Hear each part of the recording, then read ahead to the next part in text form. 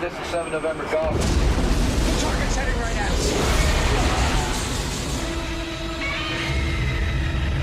Godzilla, released in 1998 and directed by Roland Emmerich, the filmmaker behind Universal Soldier, Stargate, Independence Day, The Patriots, and The Day After Tomorrow, which I still consider one of the best storm movies ever made. The story begins with a nuclear test that inadvertently mutates a lizard nest in French Polynesia. Years later, a giant creature makes its way to New York City. Dr. Nico Totopoulos, a scientist specializing in the effects of radiation on animals, is brought in by the US government to study this creature. Once the beast emerges, the military launches a massive operation to stop it. And as if that wasn't enough, Nico discovers something even worse. Godzilla has laid a nest containing nearly 200 eggs, and they are ready to hatch. There's really no other way to say this. I genuinely believe this movie has all the right ingredients to be one of the greatest giant monster movies to exist. And before you Godzilla fans start bashing me, let's rewind a bit.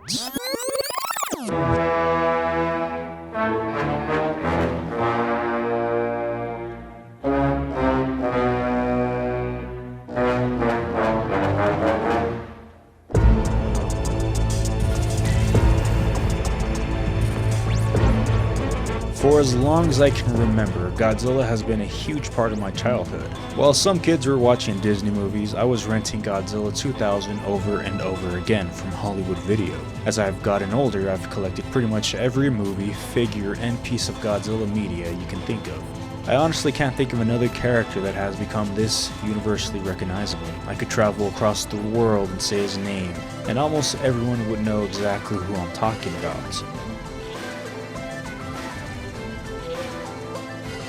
But what makes him so interesting is that, depending on the era, Godzilla can represent something completely different. Strength, balance, death.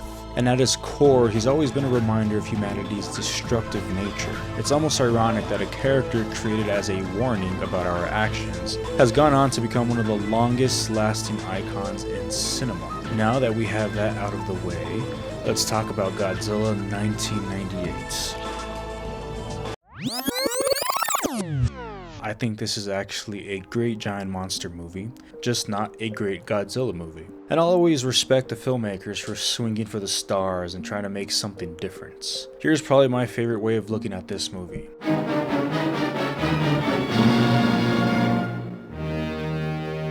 Imagine it wasn't called Godzilla. Imagine it was called The Beast from 20,000 Fathoms. Suddenly, I think this movie gets looked at very differently. The creatures have obvious similarities, both wreak havoc on New York, and both follow that classic formula of a giant creature suddenly appearing and leaving destruction in its wake. If this movie had been given a different name without the expectations that come with Godzilla, and was simply marketed toward giant monster fans, I think it could have gone down as one of the greatest monster movies ever. And honestly, I still think it is. I would say Roland Emmerich's films before The Day After Tomorrow had something special about them. They had this great combination of practical effects and CGI, and even when some of the CGI shots look a little wonky today, I think they're easy to forgive when the film gives us something tangible to look at. Because then you cut to a close-up of Godzilla, or you get a wide shot where you're actually looking at a practical animatronic, and suddenly it feels real again. It's very similar to what I love about Jurassic Park. The CGI and practical effects don't compete with each other, they work together. And I think Godzilla does that really well. If you haven't already, do yourself a favor and look up the behind-the-scenes footage of this movie. Some of the best BTS I've seen for a film. Just imagine being on that set, seeing a 10-foot animatronic Godzilla, a miniature New York City built with incredible detail, and an entire crew bringing this thing to life.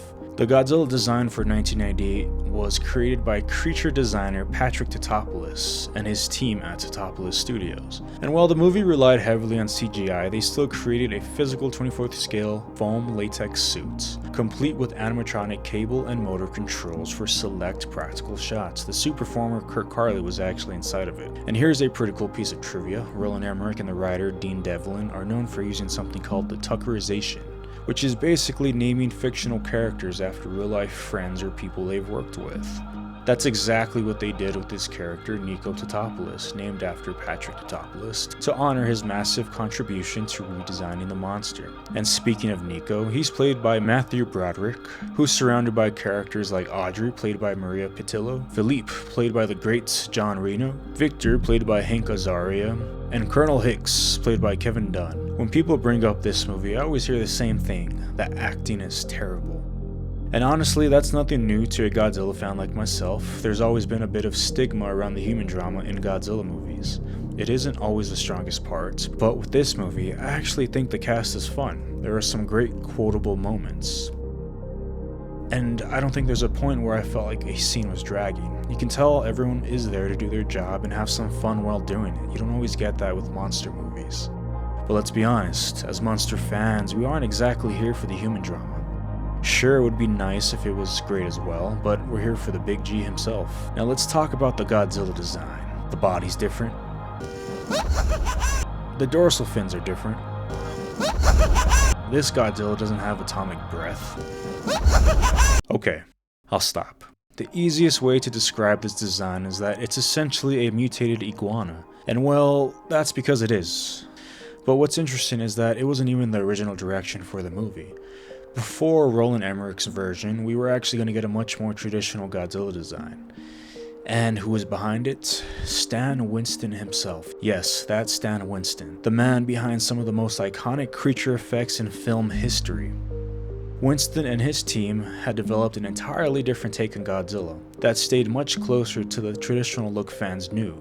The project went through years of development before Emmerich and Delvin ultimately took over and decided to go in a completely different direction, and that's how we ended up with this guy. Over the years, I've actually grown to love this design, especially after seeing the animated series that followed, because that show did something this movie never could. It gave this Godzilla atomic breath, it had him fighting completely different foes, and it allowed the character to actually feel like a version of Godzilla rather than just a giant creature. That animated series definitely helped me appreciate this version even more. But that brings me to the biggest problem with this movie. As much as I've grown to appreciate the design, this creature is very different from what Godzilla fans know and love. We have two very different monsters here. The Godzilla we know traditionally relies on his ability to tank attacks. He takes the punishment, he keeps moving forward, and eventually he destroys whatever is standing in his way. This version relies much more on speed and evasion, and I think that's what personally doesn't sit well with me. As fans, we couldn't help but notice those characteristics. This wasn't just a different design, this was a completely different interpretation of what Godzilla actually was. I think it even irritated Toho enough that they eventually acknowledged this version in one of their own movies. 以来我が国は内外に誇る平和を保っているが全ての脅威が去ったわけではない Now that we've cleared that up, this movie actually has some of the best action sequences I've seen in a giant monster movie. One of my favorites involves Godzilla chasing a taxi through New York, and honestly, if it wasn't for the design choice, the CGI, and the practical effects working together, I don't think I would have had the same childhood experience with this movie. Because this movie was my childhood, and looking back on it now, I realize this was actually my introduction to a genre of movies that I now know and love. I would absolutely recommend this movie in a heartbeat. It's a great movie to throw on pretty much on any occasion.